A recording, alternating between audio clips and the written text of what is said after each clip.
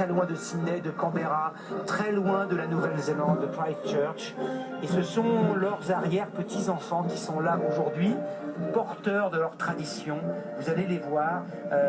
Anne-Claire, tout à l'heure, nous a permis de les découvrir.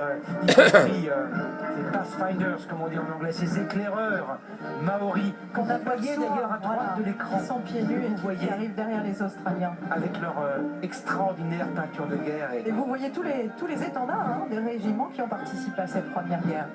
Avec ce chapeau, alors Peter Cosgrove, juste à gauche du président de la République, le représentant de la reine d'Angleterre pour l'Australie.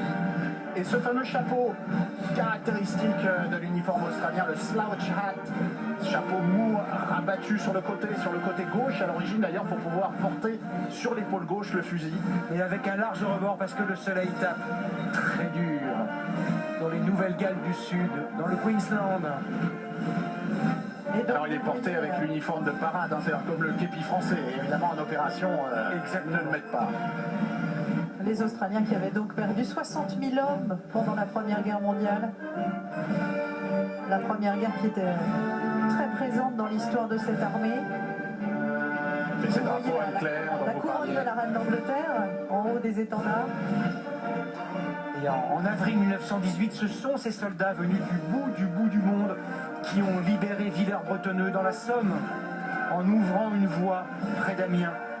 Rendez-vous compte, le dévouement, le désintéressement. Et lors de la bataille de Fromelles notamment, ça a été le jour le plus meurtrier pour les Australiens. Ils ont perdu 7000 hommes dans la même journée. Et il y a une posière, voilà, Sir Peter Cosgrove, qui est un ancien militaire, lui aussi, chef d'état-major de l'armée australienne en son temps, qui applaudit sur la musique de Sambreneuse de ses compatriotes. Alors, on va pas sur le côté du chapeau, vous avez une broche qui représente le Rising Sun, c'est le badge officiel de l'armée australienne. Et puis vous en parliez tout à l'heure, mais il y a beaucoup d'étendards, mais sur l'un de ces étendards, Anne-Claire en parlait tout à l'heure, il y a le boomerang qui figure en bonne place, le boomerang d'eau.